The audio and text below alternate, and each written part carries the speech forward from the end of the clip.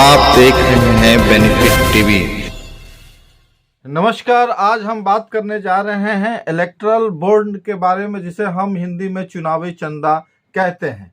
आज हमारे साथ हैं अरुण कुशवाहा जी, जो कि पटना हाई कोर्ट के अधिवक्ता हैं और साथ ही साथ सुप्रीम कोर्ट के भी अधिवक्ता हैं और ये संविधान के विशेषज्ञ भी हैं।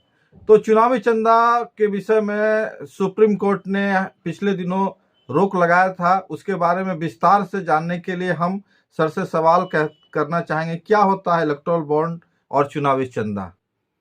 देखिए, बिल्कुल सिंपल बात है।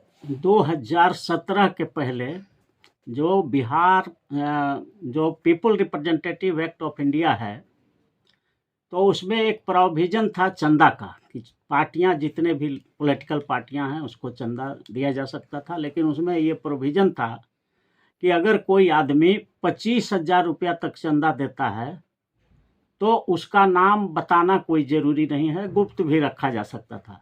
लेकिन उसमें नियम था 2017 के पहले कि 25,000 से ज़्यादा अगर चंदा किसी पार्टी को कोई आदमी देता है तो जो देने वाला का नाम सार्वजनिक करना पड़ता था, ये कानून था।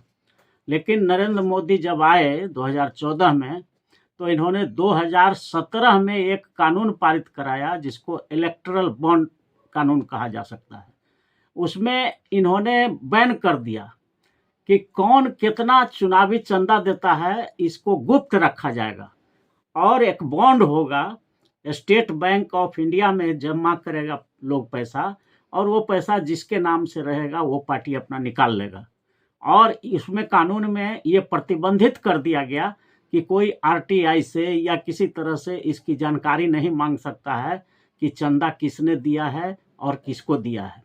तो ये जो चीज़ है, ये राइट टू इन्फॉर्मेशन एक्ट होता है, सूचना का जो अधिकार होता है जो जनता को दिया गया है, और वो सूचना का अधिकार संविधान के तहत बनाया गया है कि हर नागरिक को ये जानने का अधिकार है। आर्टिकल 19(1)(a) में तो जानने का अधिकार है, एक्सप्रेशन का फ्रीडम है, तो उसका उल्लंघन होता है। तो जब आप गुप्त रख दिया तो अब तो पता ही नहीं चलेगा कि कौन आदमी चंदा दे रहा है और उसको सरकार क्या लाभ दिला रही है। तो अरबों करोड़ों का चंदा वो देगा और फिर उसको सरकार लाभ दिलाएगी। तो ये सही चीज़ नहीं है लोकतंत्र में। ये तो एक तरह से ये घोटाला ही है, स्कैम है, चंदा घोटाला है। सर, सवाल ये था कि पहले जिस तरह से चंदा लिया जाता था पार्टियों द्वारा, राजनीतिक पार्टियों द्वारा, और ये जो कानून बन के आया इसमें चंदा लिया जाएगा, दोनों में कौन अच्छा है सर? बिल्कुल पहले वाला अच्छा था। जनता जो वोट देती है, कहा जाता है कि लोकतंत्र में जनता मालिक होती है। तो जनता को, मालिक को पता ही नहीं है कि कौन हमारे नेता को चंदा दे रहा है और कौन नहीं दे रहा है और कौन क्या लाभ ले रहा है। तो ये गुप्त रख देना एक तरह से घूसखोरी हो गया, ये ब्राइब हो गया। मोटा पैसा किसी को दे दिया, अब किसी देश को पता नहीं चला, देश की जनता को, और फिर उसके एवज में सरकार बनने पर उसने सरकार को बहुत बड़ा मुनाफा कमा दिया। रेल बेच दिया, हवाई अड्डा बेच दिया उसके नाम से, पूरा जो है सारा चीज, हवाई अड्डा, रेल, हवाई जहाज, सबको प्राइवेटीकरण करके उस कंपनी को दे दिया, और उसके एवज में वो इलेक्टोरल बॉन्ड खरीद करके चंदा दे दिया। तो इस तरह से भारत तो लोकतांत्रिक देश है।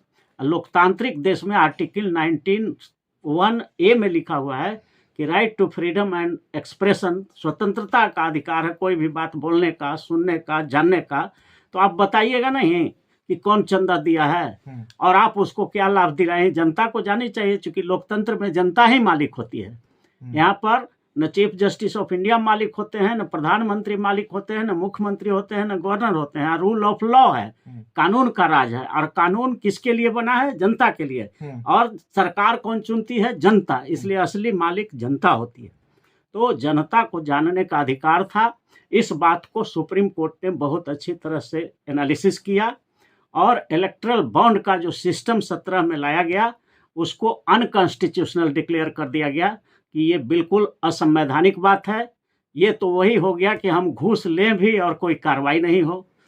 तो सर, ये सरकार अब क्या करेगी? सरकार को क्या करना चाहिए? सरकार को अभी इस स्थिति में बिल्कुल, अगर सरकार फेयर है, उसको कोई डर नहीं है जनता से कोई डर अगर नहीं है तो कहना चाहिए कि क्या दिक्कत है, हम फलाना से लिए हैं, फलाना से हम इतना चंदा लिए, हम फलाना से इतना लिए। ओपन करने में, मालिक को बताने में क्या तकलीफ है? कोई तकलीफ नहीं होनी चाहिए। इसलिए हमारे समझ से तो अगर सरकार अगर चाहती है कि जनता का अपार समर्थन हमें मिले तो उसको एकदम खुला कर देना चाहिए। ठीक है, सुप्रीम कोर्ट कह दिया तो हम मान लिए, एक्सेप्ट करते हैं, और सुप्रीम कोर्ट है, अंतिम न्यायालय है, उसके फैसला को मानना भी चाहिए और मान लेना चाहिए और ओपन कर देना चाहिए कि हमको आज तक किसने कितना चंदा दिया है, इसमें क्या परेशानी है भाई। एक सवाल और है सर, जो राजनीतिक पार्टियों को जो चंदा मिलता है उससे लोकतंत्र कितना प्रभावित होता है, वोटिंग कितना प्रभावित होता है और भारत का लोकतंत्र कितना प्रभावित होता है? बिल्कुल बिल्कुल, ये धन तंत्र हो जाता है। ज्यों ही चंदा एक सीमा से फाजिल मिलने लगता है किसी भी पार्टी को, तो वहाँ पर वो धनवान लोग जो कैपिटलिस्ट लोग हैं उसका वर्चस्व होने लगता है। क्योंकि एक मानी हुई परंपरा है कि जिसका आप सहारा लीजिएगा उसका इशारा तो मानना पड़ेगा। तो अगर आप देश के कैपिटलिस्टों का सहारा ले रहे हैं चुनाव में चंदा के रूप में या जैसे भी इलेक्ट्रल बॉन्ड के रूप में, तो आपको उसका इशारा भी मानना होगा। वो कहेगा कि सोना को थोड़ा महंगा कर दीजिए तो करना पड़ेगा, सस्ता कर दीजिए तो करना पड़ेगा, कहेगा एयरपोर्ट को हमको दे दीजिए तो देना पड़ेगा, कहेगा रेलवे को हमको दे दीजिए तो देना पड़ेगा, कहेगा सब मेट्रो को प्राइवेट कर दीजिए तो करना पड़ेगा। चूंकि आप उससे मोटा मोटा चंदा लेते हैं, नहीं करिएगा तो कल देना बंद कर देगा। तो ये लोकतंत्र की हत्या है। ये लोकतंत्र नहीं बल्कि इसको धन तंत्र कहा जा सकता है कि देश में हावी हो जाएगा। इसलिए इलेक्ट्रल बॉन्ड को सुप्रीम कोर्ट ने जो रद्द किया है वो बहुत ही सराहनीय और लोकतंत्र की बहाली के लिए बहुत ही उचित कदम उठाया गया। सर अपना परिचय दे दीजिए। अरुण कुशवाहा, संविधान विशेषज्ञ, advocate, Patna high court and supreme court of India. मेरा मोबाइल नंबर है 9431002499। Thank you very much. आप देख रहे हैं बेनिफिट टीवी।